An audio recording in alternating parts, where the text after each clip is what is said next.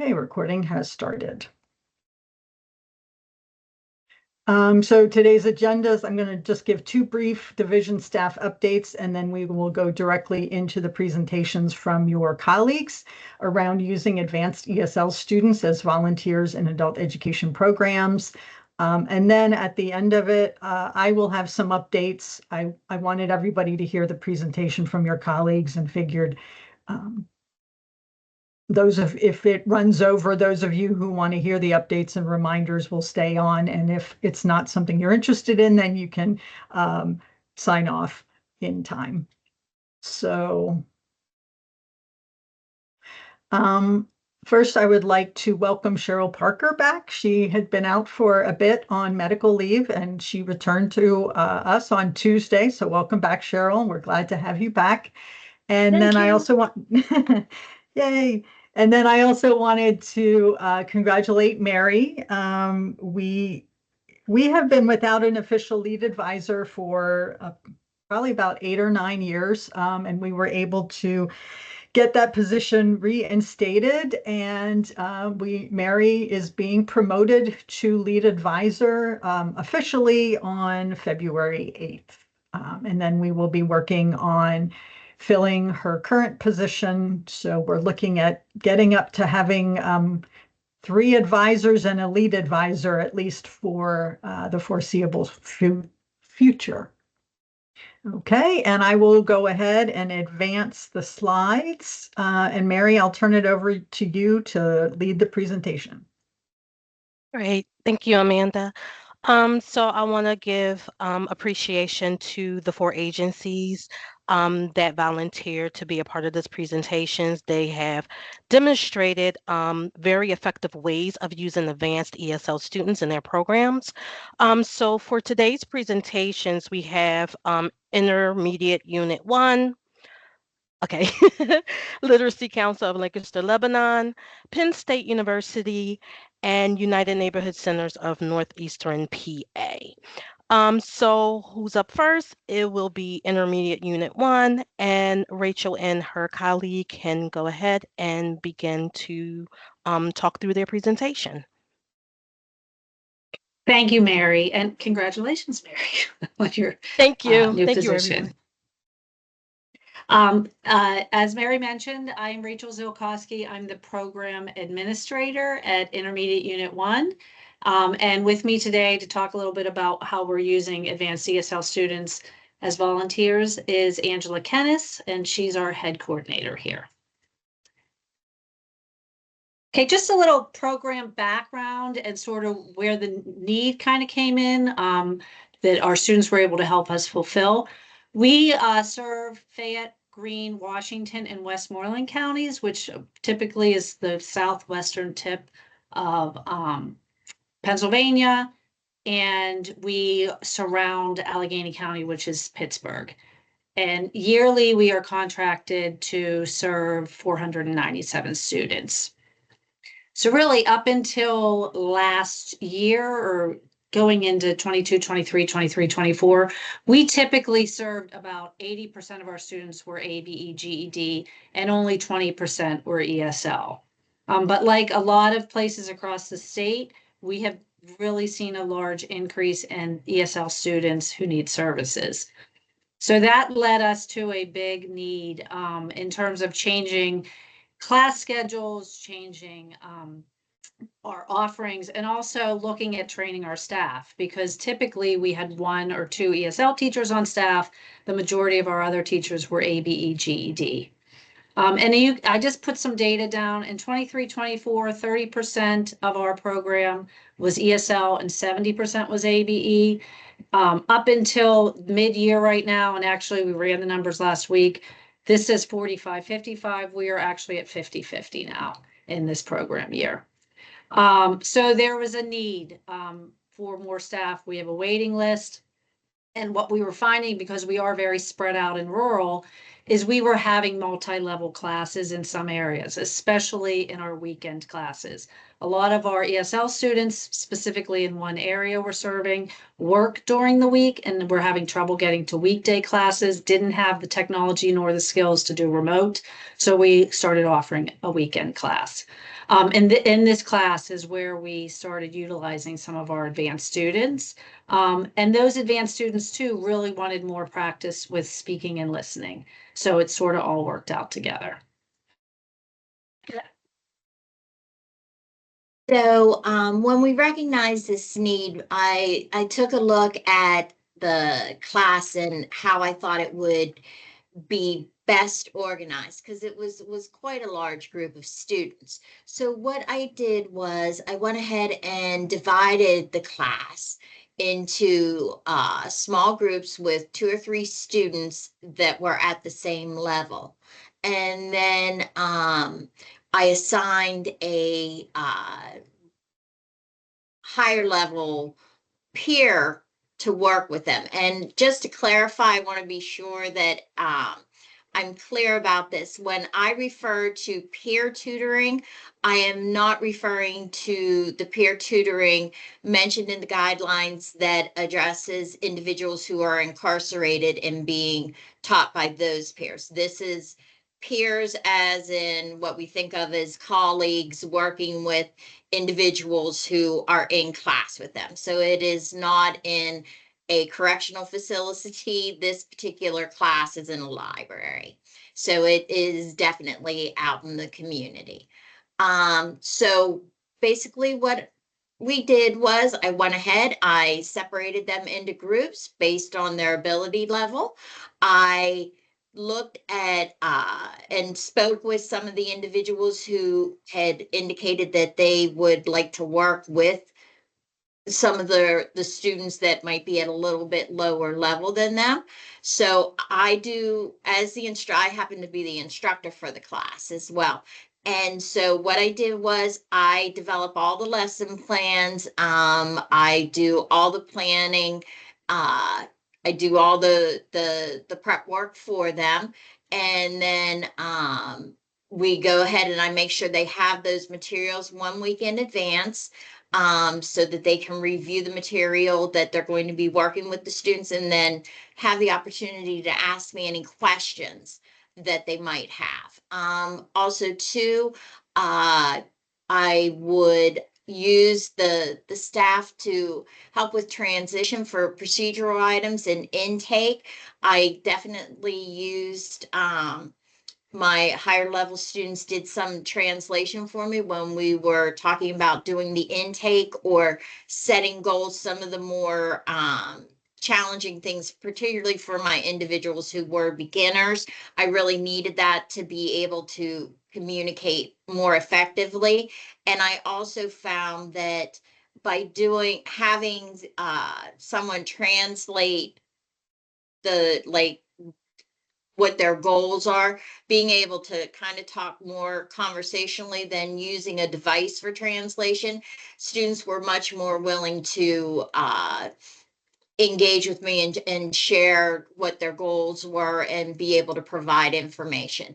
One of the things that I did do, even though I would split them up into the smaller groups, I felt it was very important that we still met collectively as a whole group, that to see us as part of a larger community within the classroom. I always start with some whole group activities we do, and even at multi-level, students who may have questions about what they're doing, we kind of work it through, but I make sure that everybody's able to understand, and I differentiate the activities so that students can participate as a whole group. And then in the middle of class, we broke the students up with their groups, and then we would always come back together for the last 10 to 15 minutes, and I would let students talk about what they learned and what they want to do the following week, and that would sometimes help me with planning as well. And also, as far as the recruitment incentives, additional type of learning, recruitment was based on attendance, ESL level, and interest. Of course, I never asked anybody, said, hey, you have to do this. It was always intended as volunteer. And of course, attendance was important. Students that wanted, eventually, as time went on, students recognized that to be invited to be a classroom tutor, that it was important for them to be there because their students would be counting on them. And of course, I needed to make sure that the level was appropriate and that they wanted to do it. Generally, also too, when we talk about some of the incentives, the students, particularly the higher level students, really found that being a tutor and working with their peers really allowed them to practice those conversational skills. And they really, really enjoyed that experience. They really liked taking on what they felt to be like a leadership role. Also, too, I tried to make sure that the students didn't feel that they were coming just to be tutors for the class. I would make sure that they had more advanced learning materials so that some of them might want to work on some things individually. So I always made sure that I provided them with learning materials that they would bring back for me to review. I also let my tutors, they all have the Burlington English accounts so that they'd be able to work online. And also,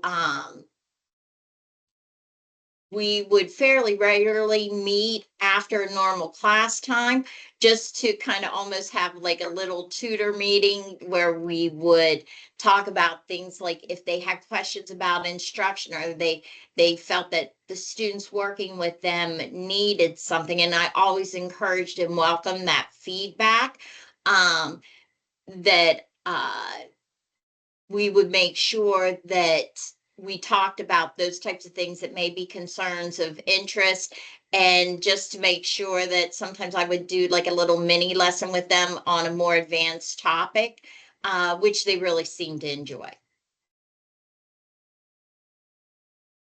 Okay, in terms of benefits and outcomes, as I mentioned in the beginning, this is fairly a new experience for us. It's our first year doing it, but we certainly have seen some wonderful benefits for our program and also for our classroom aides that are serving as what we call them peer tutors. We feel like that is something that they like to be called, and then they also view that as a privilege, that they have that opportunity to work within the class, but in a leadership role. It also, the other benefit for the students is it gives an acknowledgement to them of their skill level, especially in the community that we're working in. It's a community where there has been a large group of immigrants moving in from the same country at the same time. A lot of students know each other. And so I think as their English is getting better and they're being asked to become a classroom aide, it allows them to appreciate that they've made some advancement in their English abilities. Also, it has prepared in the community that we're working in, the school districts, some of the community-based organizations are really looking for interpreters, and those are paid opportunities. And so some of our students that have worked as classroom aides, advanced students, have gone on to get part-time positions as interpreters or teachers in the community.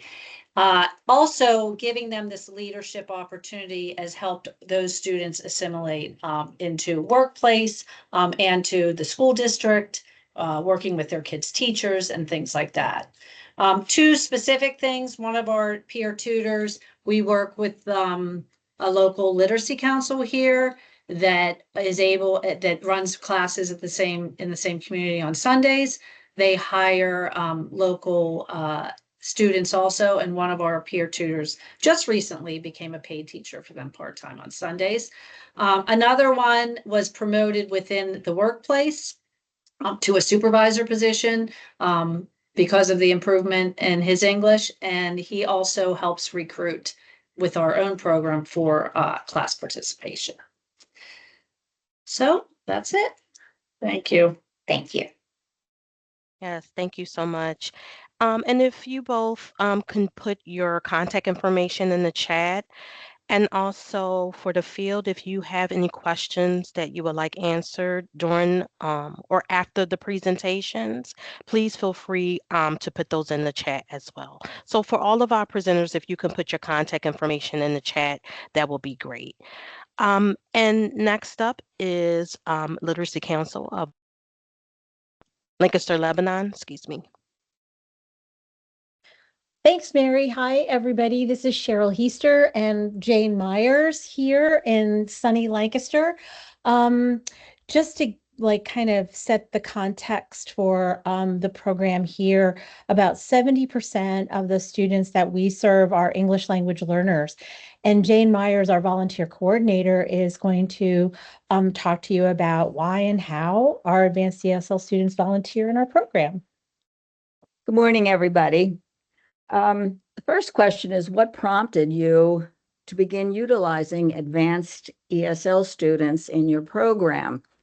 And interestingly enough, about 2 years ago, we have a new staff member who became a teacher, and she had a student in her class who was advanced and asked her to help, asked us if it was okay.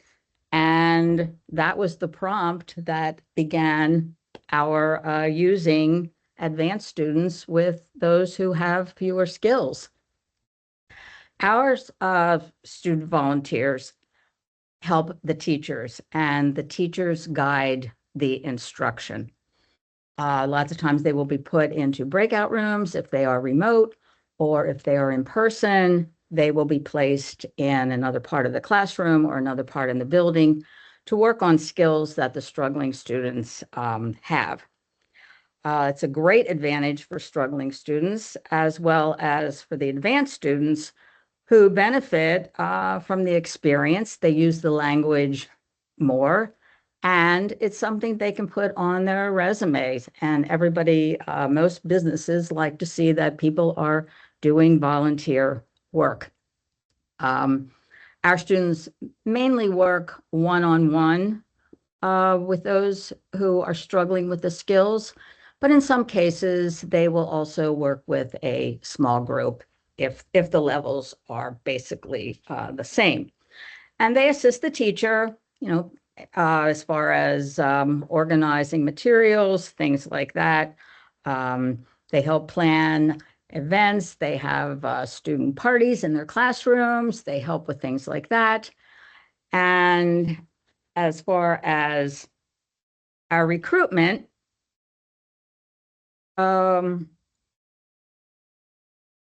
we let our teachers know that students can help. So everyone in our organization knows that if they have a student or students who have higher skills in some area, they can be used as volunteers, as student peer volunteers. However, our best success in the last 6 months, 3 previous students have come back and they are volunteering as tutors. All of them have advanced in this country. They all have degrees. 2 of them are in the medical field, and 1 is a teacher.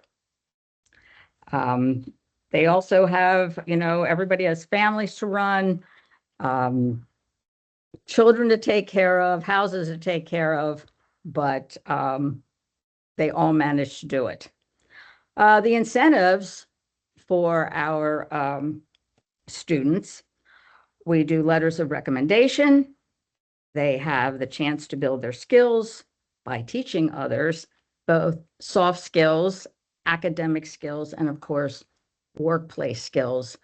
And we are also finding that soft skills are very, very important to employers today. And if students have additional time, the advanced students can meet with a tutor, so that in addition to giving instruction, they are also receiving instruction. Thanks, Jane. Yeah, Mary, you can go ahead on to the next slide. I think we'll just kind of wrap it up by sharing that this has been a really significant benefit to both our students and our community in terms of our students acting as cultural liaisons in the community. So just a couple of quick examples. We have a really great partnership with Franklin and Marshall College.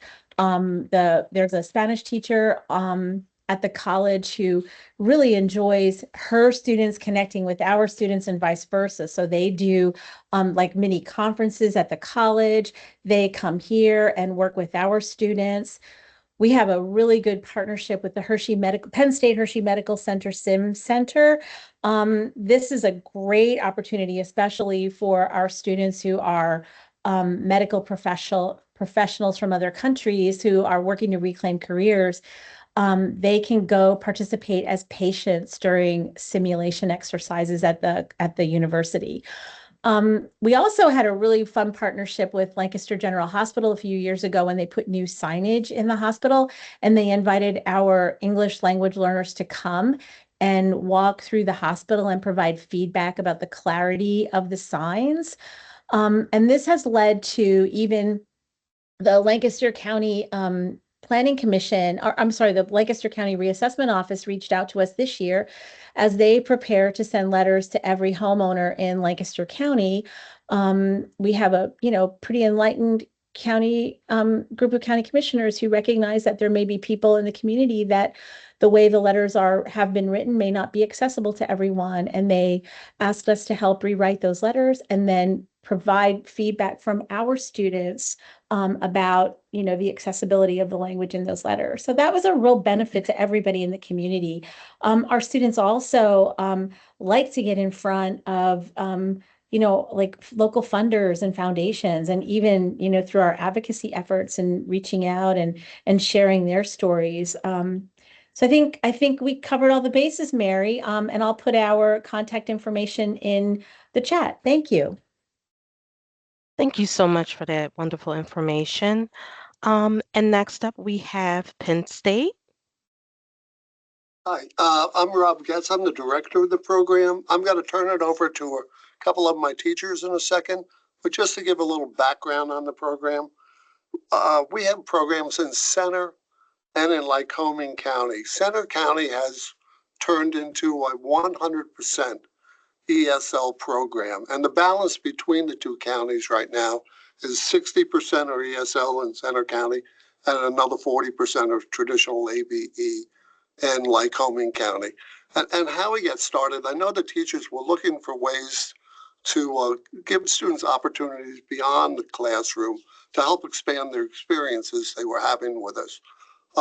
So we knew we needed help with certain things, with new students, with recruitment, special events, that type of thing. And with that said, I'm going to turn it over now to Emily and Mariana, and they could actually describe some of the things they're doing. So I think who wants to go first there? Yeah. But my understanding is that Mariana's voice is kind of in and out. So I'm probably going to take the lead on talking about most of the slides, and then there'll be points where maybe she will chime in with some additional things that I might forget to say. So if you could move to the next slide, that would be great. Again, this is Emily Wolf, and I am an instructor at our Center County program. I teach several different classes. We currently have 4 teachers right now. We recently, well, I don't know how recently, in the last couple of years, started a student ambassador program. And I don't know if Mariana wants to chime in with what sort of led us to doing that, or would you like to do that, Yeah. Okay, Yeah, go ahead. sure. So it was last year that it was started, particularly because sometimes we would have new students come in with zero English ability. And, rather than using a translator or something impersonal like that, we started asking some of the advanced students who were in, a class just to come and help, and, so that they had that more personal communication. when they first started and came in. And then that kind of grew into the student ambassador program, which the point of that was to help empower the students while they're helping others, and not just for like a translation during an intake, but maybe that student wants to know the best doctor or place to go shopping in the area, and they're able to get that from someone that they can share the same language and culture with. That's how they got started. Okay, Emily. I'll go ahead. I can tell that your voice is sort of cutting out a little bit. So I think I think Mariana pretty much covered what a student ambassador is. And additionally on the slide, you'll see that there are a few little minimal requirements, and one of them is that they need to be a former or current student, and they almost always start out as current students, and sometimes they move on and they get a job, or go on to post-secondary ed, and some of them have continued to give back to the program by doing that. We have down here that one of the requirements is we like them to be at like an ESL NRS level 4 or higher. Because that seems to work best, because sometimes they're doing that translating. So we want to make sure that they are able to, fully understand what we're communicating in English. However, there have been a few times where we've, needed to grab somebody quick, and they may have recently, I'm thinking a student that was a little bit lower, that was where she was at with her listening, based off of the cost, as her reading was a lot higher. But somebody a little bit more shy and timid, and ask them to jump in, and you can't even imagine the difference that made with that student. Like, their face just widened. It was just, they were very, very honored to be able to serve in that role. So sometimes there are a few little exceptions, but for the most part, ESL level 4 or higher, because even ESL level 4 is a little on the low side anyway. Can you advance the slide, please? Yeah. So how are they matched with new students? Obviously they're matched with new students that share their home language whenever possible, because it just makes it a little bit easier that way. Although we do find that the student ambassadors help in a variety of ways. It's not just with that one-on-one with students that speak their home language, and the benefits are just amazing. It's a lot of them really are looking for a way to give back to the community or give back to the program. A lot of them, not a lot of them, I would imagine that all of them understand that feeling of being new in a country and not being able to speak the language, and not being able to have their needs and wants met because of those limitations. One of the things that we do is we give them a business card, and oh my goodness, you can't even imagine, like, it's hard for me to even talk about this without getting teary-eyed. One of the students posted their business card on Facebook and said something like, now I am, it probably was a little translation issue. I think it was, now I'm a real person. Oh my God, I just think like you said takes, important. now I'm an important person. I'm an important Yeah. person now, yeah. And I think we sometimes don't recognize that innate need to give back to others and to offer service to others. And he was so proud of himself, and that boosts their confidence too. Plus, it's a great thing to add on to a resume.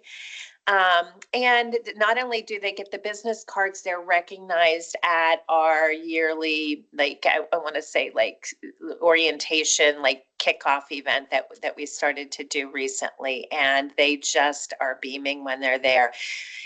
Do they have to be trained? I don't know. Mariana, do you want to speak to this, because you're the person that does it? I know your voice is not that great, but would you mind speaking to about the training? So really just not so much trained as to just explain to them how we might need them, and also a little bit about our paperwork, so that if they are asked to help translate, why are they signing this paper?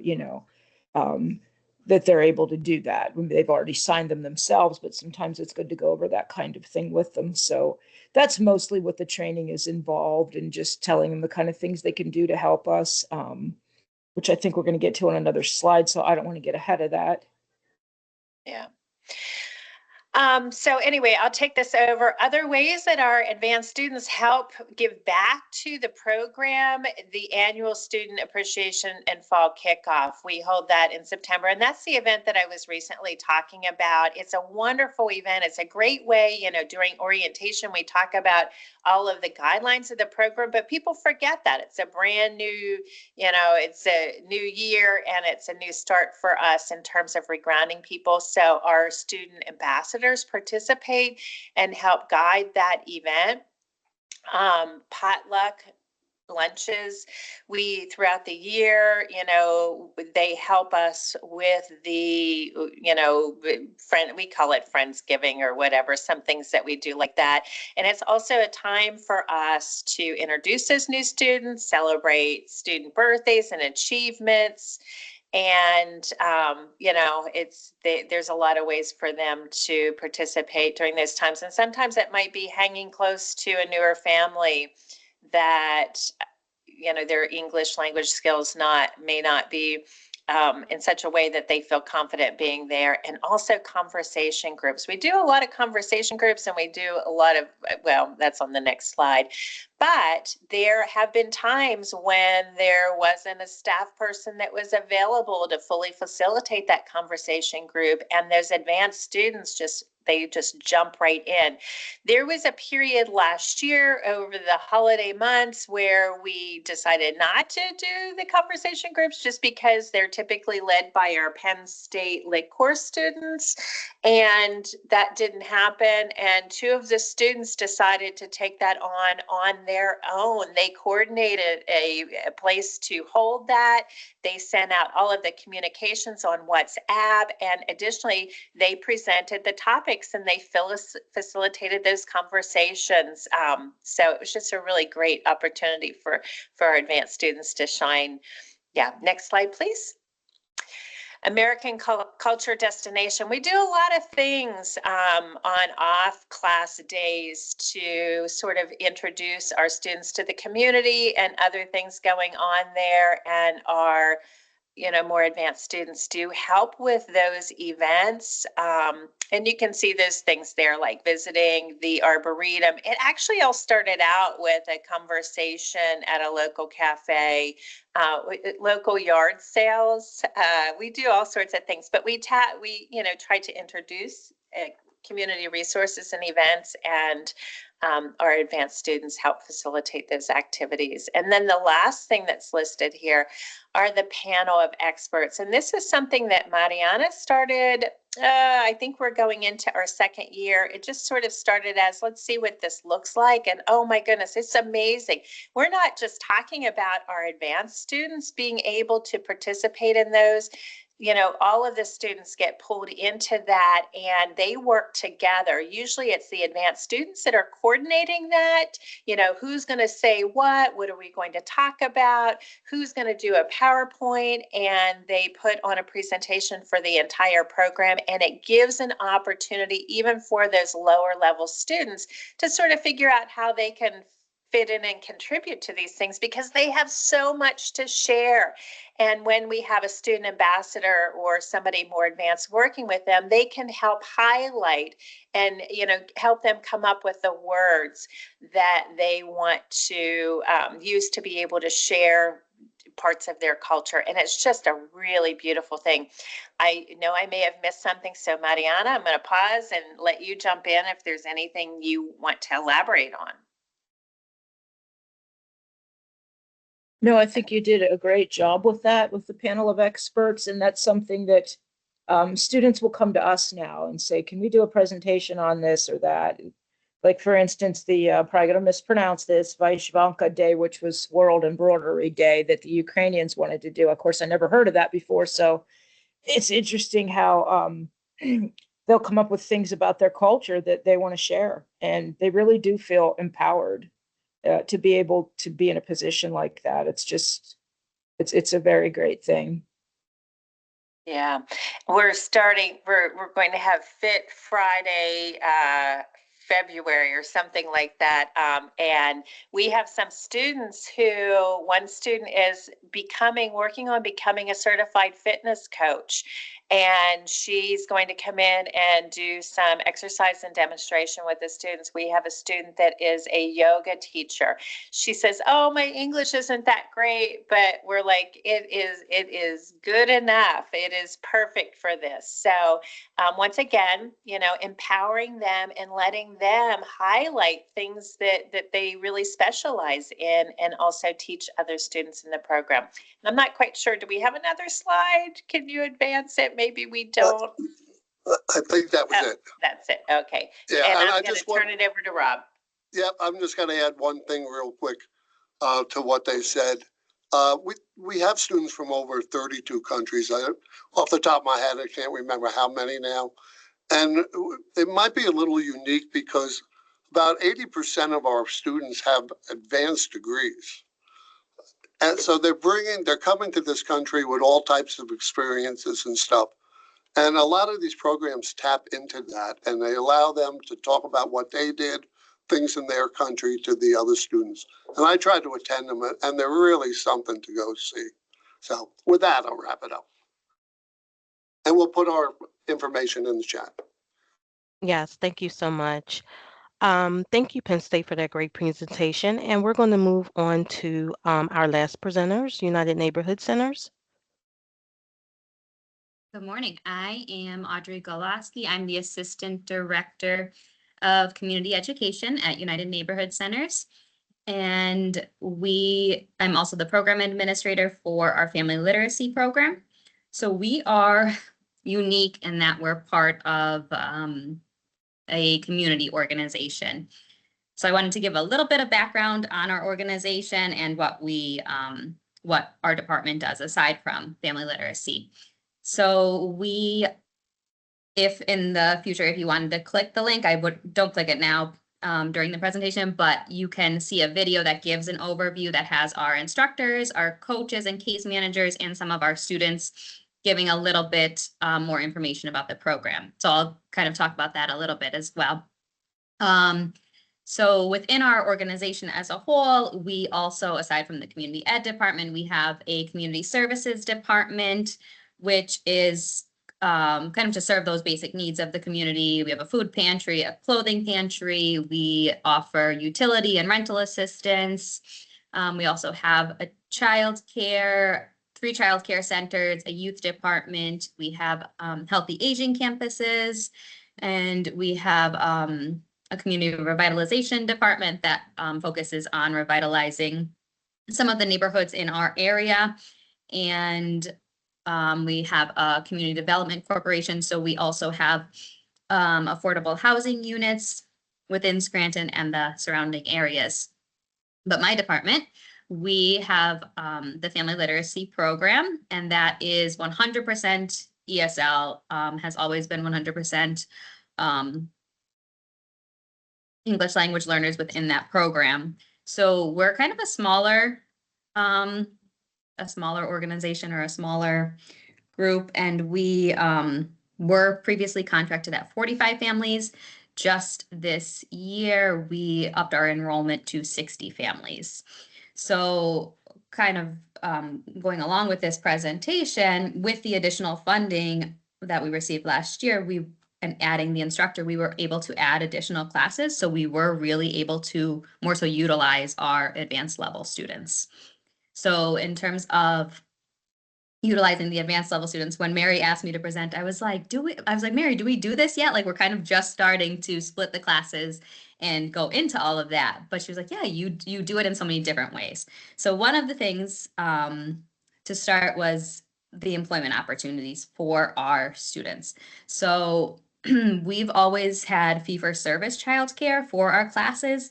So they would be coming to class on site or within the local school districts. And we would have a special, like a designated room where the students could bring their children with them, and the children would get childcare during that time. So we started hiring our students to be those fee-for-service childcare providers. So the instructor might come to me when we have a position open, might come to myself or the director and say, you know, this student would be a perfect fit. You know, she's been in our program for a couple years. She's gone from high beginner to advanced or high intermediate at this point. So allowing them to get those positions where it's not a lot of money, it's not a full-time position, but it's giving them those conversational and workforce skills. This might be their first job in the United States or since having their children or things like that. But so they're building the conversational skills in communicating with the parents and the children. They're getting those workforce skills and they're gaining confidence to further their careers. So we also have full-time childcare positions within the agency. So as I mentioned, we have a childcare department and we have 3 childcare centers within Scranton. So we might have students who had a degree in a related field or had a career in their home country that relates to education. So this allows them to kind of advance their careers and achieve their goals. We were able this past year, one of the students in the video, if you do watch the video, she started with us as a fee-for-service childcare worker, and she moved on to a full-time childcare position within the agency now. So they were able to translate her degrees. She was a kindergarten teacher in Columbia. So we were able to assist her with that whole process, and she became employed with the agency full-time. So oftentimes it's the instructors who are making these suggestions on student skills, their goals, and their interests. You can go to the next slide. So aside from that, really the volunteer and additional opportunities for the students. So since we were able to split our classes in the past, we only had 3 classes, and they were basically based on time of day. So a lot of times we were having very mixed level classes. And we were also open enrollment. So it was always, you could get new students every day, and they could be pre-beginner, they could be advanced, all within the same classroom. So this year, we really focused on splitting those classes because, as I think everyone in the state has seen, the numbers of English language learners are growing. So we were able to divide the classes into leveled classes, but still, even within those leveled classes, you might have a beginner class and you have a pre-beginner student and a high beginner student. So we were able to have our instructors focus on having students lead activities or lead small groups, whether those are the in-person classes or the high flex classes. So we're really trying to embed those into our lesson planning and allow students that opportunity to, maybe they're high beginner and they're helping their pre-beginner classmates with an activity. And it's really, we've seen a lot of our students like gaining the confidence or really enjoying being able to assist their other students and kind of gain those friendships and the sense of community within the classroom. Additional opportunities for our students. We have the NGen program. And so that would be kind of like an incentive or an additional opportunity for the students because those seats are limited and they're very valuable. It's a really nice program. So they would be able to have a seat in that program, and that would allow them to kind of practice their English skills, but also in relation to a field that they might be interested in or a field that they practice in their home country. We also have a leadership class. So some of our instructors might refer a student to get that additional class where they're kind of learning about the community, and we might have speakers come in like from the police department or from different universities or groups within our community to kind of present, and those students would get that information and kind of serve as an ambassador for their like fellow students or people from their country that they're conveying that information to. We also served as the refugee resettlement agency in our area for about 3 years. I think about 2 years ago, it went back to Catholic Social Services in our area. But so we worked closely with a lot of the refugee population. So we were able to, like, that would be a great opportunity for the the individuals that we were resettling to kind of introduce them to the community and introduce their fellow refugees to the community and what opportunities are out there for them and what's accessible. We have, we're taking the Institute, the caregiver leadership. So we are involving our students more in that as well. So we have an event every September called Welcoming Scranton. That's part of Welcoming America. So that event, the international dinner, we have in April to kind of honor our volunteers and our new citizens, because we also have a citizenship program at UNC. And then we hold monthly family engagement events. So this past year, we've been trying to include our students more so in the planning of those events so that they're kind of getting what they want out of the event too, and to feel more a part of and engaged in the event. So I think that's everything. And my contact information is there, but I'll put it in the chat. Thank you so much. And I want to give a very sincere appreciation to all of our presenters. You gave some really valuable information that I think the field can use. I would highly recommend those in the field to reach out to your colleagues who presented today if you're looking for fresh ideas and other ways to utilize your advanced ESL students to gain some more insight on the things that they do at their agencies. And so I am now going to turn it back over to Amanda. I just wanted to open up the mic to see if there was anyone who had any questions that they wanted to ask your colleagues. I mean, thank you very, very much for this presentation. It was excellent. I love to hear about all the wonderful things people are doing.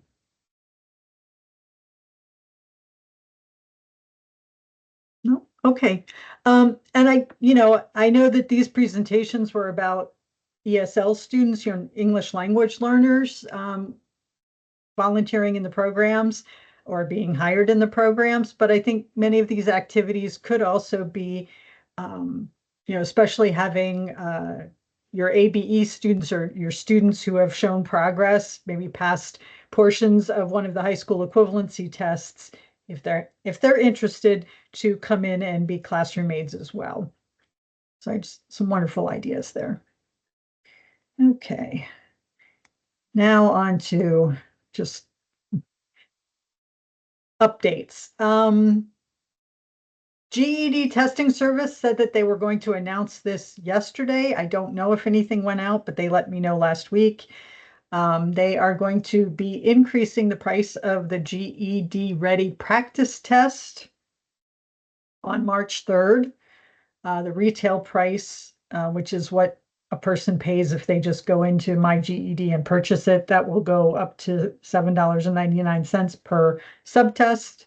According to Brian, adult ed programs will still be able to make batch purchases through GED Direct, and the price is reduced somewhat based on the numbers that you purchase, but just kind of giving you a heads up that price will go up in March. Just a couple assessment reminders. I sent an email out last Friday evening around 5:30 with information on the TABE on line 13 and 14. There are two documents from DRC, the test publisher, that were attached to that email. One has the maximum test times for the TABE 13-14, and the other one provides an overview of updates and changes to the TABE 13 and 14. So please, that went out to the program contact. So those of you who received that, if your agency uses the TABE, please, and is beginning your transition to 13-14, please go ahead and share that with them so that they have all of the information from DRC. The TABE online is now available according to DRC, and you may begin using it. It's in eData as of Tuesday, so you can begin using it. You can begin entering it. DRC has not yet updated the TABE training for 13-14. So staff who have completed the TABE 11-12 training may administer the 13-14 for the time being. Once DRC has released that updated TABE training, we're going to review it and we will provide additional guidance once that's available around what kind of training might be required for 13-14. But for the time being, staff who are trained in 11-12 may administer 13-14. Wanted to stress that the transition, we're not doing a hard transition, okay? So we're not saying as of right now, everybody has to use 13-14 with all of your students. This is a transition year. You have students who continued from last year, you rolled them over, you rolled over their 11-12 assessment. You still need to post-test them.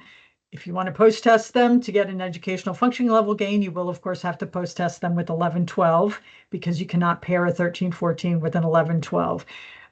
Whereas you might have other students who are just starting now who you're going to start with 13-14 because you anticipate that they will continue into next year and you'll want to be able to roll over. You want to be able to post-test them later this year and then roll over a 13-14 into next year because the 11-12 will no longer be accepted as of July 1st. So, this is transition. You and your staff will talk about, what's best for those students and making sure that they are being assessed appropriately, but not being over-assessed.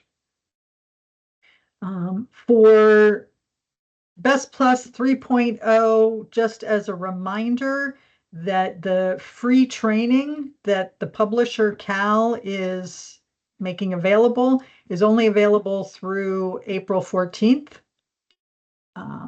We have not received any information from Cal about how we will be able to provide training after that date. They're going to have some kind of train the trainer activity, but we haven't received any information about it. So if you have staff who need to be trained to administer Best Plus 3.0, at this point, they should complete that training through the Cal site by April 14th. Once we know what happens with training, Best Plus 3.0 training, after that point, we'll let you know.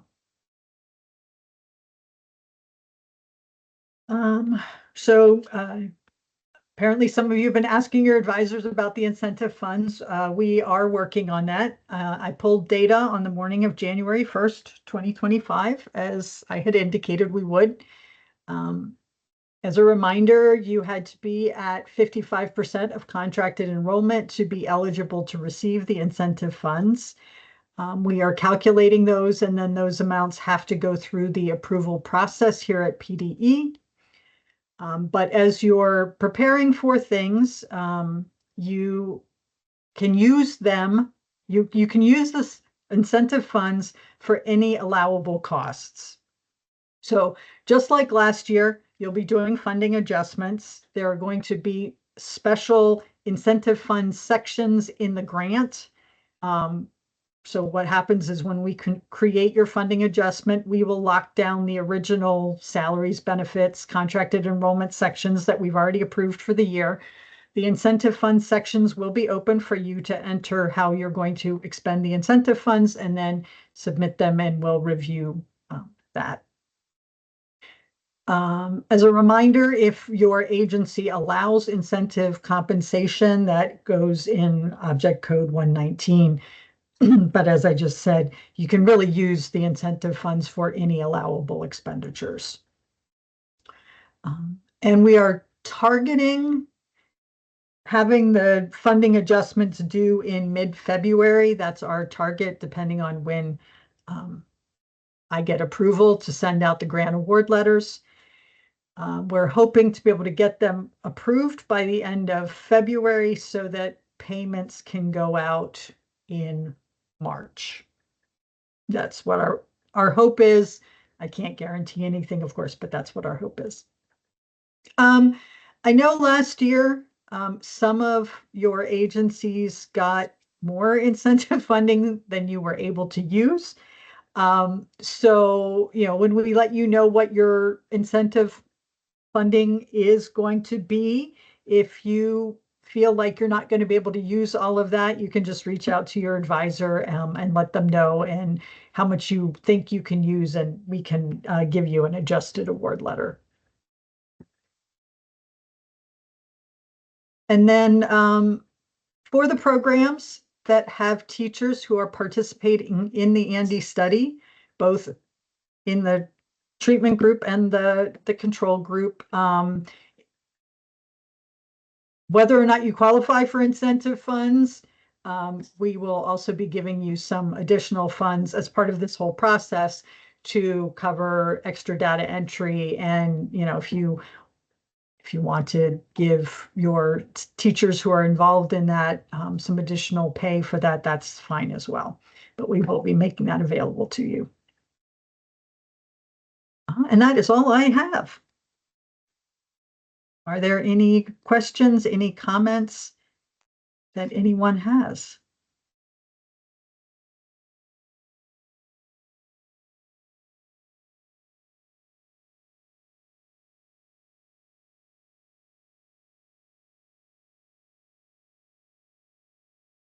Looks like somebody has their hand raised. You can go ahead and ask a question. Hi, Amanda. This is Susan Klauser from Keystone Opportunity Center. I had a question about the TABE. Is it acceptable for us to continue to use TABE 11 and 12 if we're going to transition to CASAS goals by the end of the year or for the new program year? Yes. Yes, thank you do you. not. So yes, if you're planning to use a different assessment, the TABE 11-12 is approved through June 30th, 2025. Yes.